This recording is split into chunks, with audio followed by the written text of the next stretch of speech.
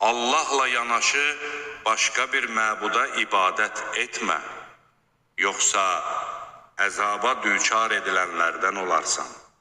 Ən yaxın qohumlarını qorxud. Sənə tabe olan möminləri qanadının altına al. Onlara qarşı təvazökar ol. Əgər onlar sənə asi olsalar, de, şübhəsiz ki, mən sizin etdiyiniz əməllərdən uzağam. Qüdrətli və rəhimli olana təvəkkül et. O səni namaza duranda da görür, səcdə edənlər içində hərəkət edəndə də. Həqiqətən də o eşidəndir, biləndir.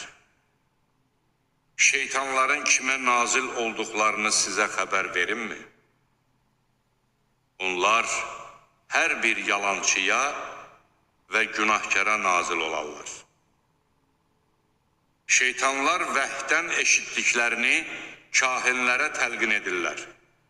Halbuki onların əksəriyyəti yalançıdır. Şairlərə gəldikdə isə onlara ancaq azğınlar uyar.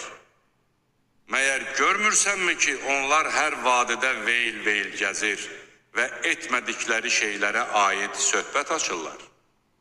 Təkcə iman sahibi olub xeyrxax əməllər edən, Allahı tez-tez yada salan və haqsızlığa məruz qaldıqdan sonra dini müdafiə edənlərdən başqa.